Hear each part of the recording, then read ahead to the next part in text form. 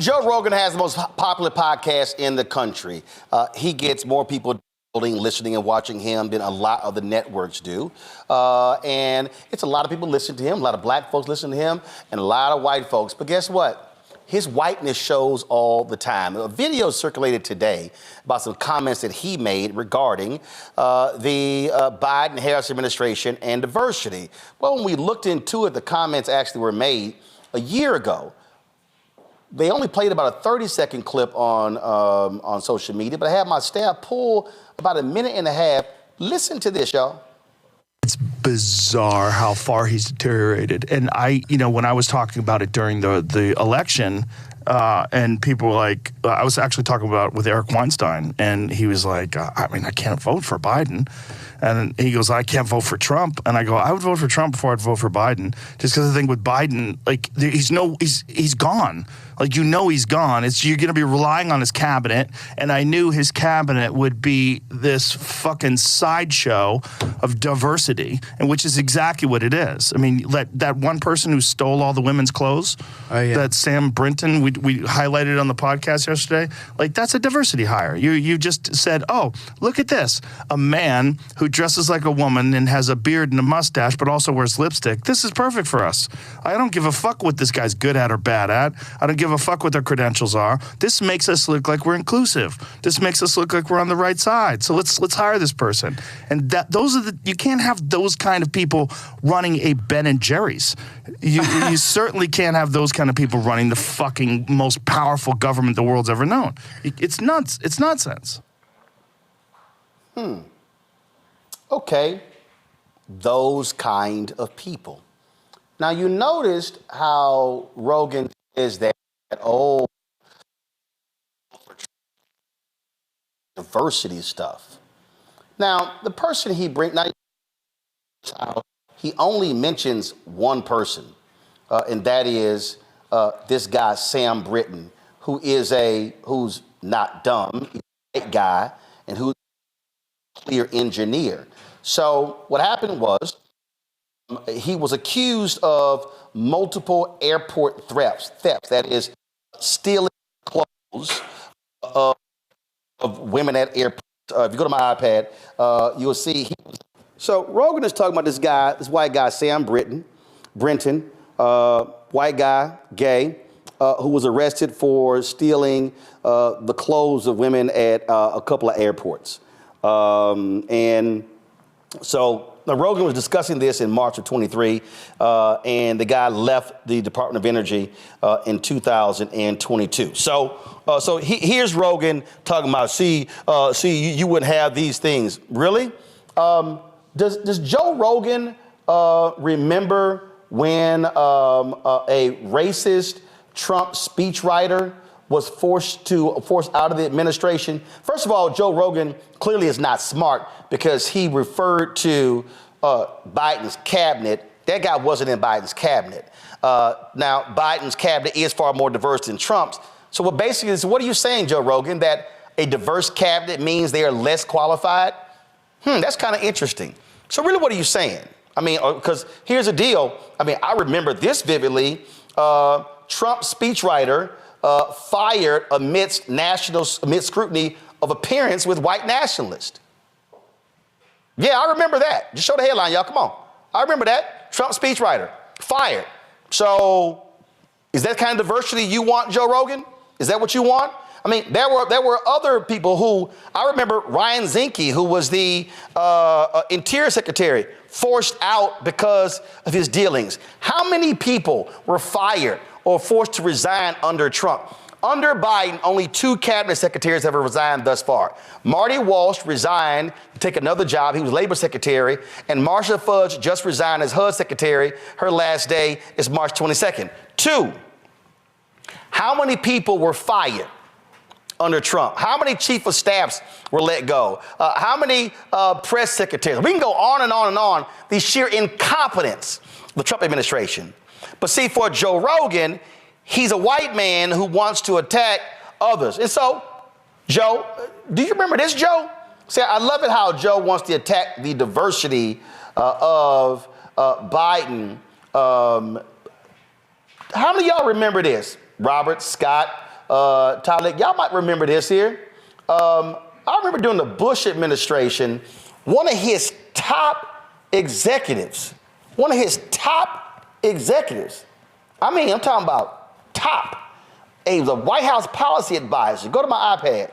It says ex-Bush aide admits shoplifting is fined. His name is Claude Allen. Claude Black, top Republican. He was shoplifting from Target. Oh, so I guess those things don't happen in Republican administrations, right, Joe Rogan? Here's what this all is about, y'all. White men like Joe Rogan want a world that is white, male, heterosexual. That's the world that they want. So they are attacking everything as diversity, everything is woke, as if white folks don't screw up. And they do, and we know they do. So Rogan shows his whiteness. He shows his racist, sexist views, and he also shows that he ain't smart. Because the guy he's criticizing, he's not a cabinet secretary. But then again, when your fame came from a show where they ate cockroaches and lizards and all kind of other stuff, I wouldn't call you smart anyway. Not the least bit. So y'all keep listening to him. I've never listened to his show. And I would dare a Joe Rogan to book people with brains on his show, because clearly he doesn't have much above his neck. Robert? Well, look, I think it's interesting to me that when they talk about diversity, they make it seem like somebody cannot be non-heterosexual, cisgendered white male and have any qualifications. But yet and still, there's no conversation about Lara Trump being the chair of the RNC now, not based on any skills, qualifications, or ability. She just happened to be married to the former president's son, and therefore she gets the top job in the Republican Party. They say nothing about Jared Kushner overseeing peace in the Middle East, not based on any ability that he has, but just based on being married to the president's daughter. Who got into college because his daddy wrote a check. Exactly. It's interesting to me that everything, just like we were saying in the sports segment, everything is a meritocracy in America. You're supposed to get things, just pull yourself up by your own bootstraps. Until it comes to nepotism, until it comes to white privilege, until it comes to white supremacy, then those things are completely fine to be factors in making sure that people are successful. There's a reason that wealthy white families stay wealthy white families for generations on end. And I think that part of the conversation that has to happen is that we need to learn how to completely ignore voices like Joe Rogan. But it becomes difficult because that same clip that you played earlier, Elon Musk retweeted or re-X'd or whatever it was, because he now has hopped on this train being against diversity, equity, and inclusion, or anything that promotes anything besides this kind of Joe Rogan worldview. Look at what's happening in Florida, where they're passing laws, making sure that you can't have anything involving diversity. The entire conceptualization is, as you wrote in your book, White Fear, as we get closer to this place where Black people are actually getting closer to equality, they are putting up every wall around them to make sure they can insulate white supremacy from the traditional American values that they like to talk about, and that being their one level of achievement for white people, then everybody else below that. Tyler? Yeah, I'll echo those same points. I think, the president made to diversify his cabinet, and he just did that, and I think it represents, who America is right now. And for Joe Rogan to say that is just like, we look at a Donald Trump, who was president of the United States, leading, the White House, who put out a front page of the New York Times calling for the exonerated five to be murdered, or who was attacked with many lawsuits violating the Fair Housing Act and not renting to Black tenants. So to say that they are unqualified, but yet this former president, who is more than unqualified with a RICO case out against him, it just doesn't make sense to me. And so what you see here, Scott, again, and Scott, we're seeing this thing now in corporate America, law firms, where really what you have is they have this view of, it's just so rough for us white men because guess what? We no longer get to control this thing. We don't get to run this thing. We don't get to have all of the jobs, all of the power. Damn you, Biden, for having the audacity to hire some non-white men like us. Yeah, it's so much to unpack that you can't do it in a couple of minutes. Their white privilege, when they need to share equality and diversity and access, it's if they believe that they're giving up something that they earned, and they didn't. They didn't earn their white privilege. It was given to them. That's the first thing. Second of all, most white people who talk about racism or diversity and equity and inclusion don't have a clue because they've never experienced diversity, but more importantly, they never experienced racism. So how can you define racism to someone like me, despite my professional success, experiences racism every day? How can white people talk about the top 10 things on a day-to-day basis in their life that bugs them or is a problem for them? In the top 10, racism is never on their top 10. You know what racism is on someone that's black or brown? It's in the top 3.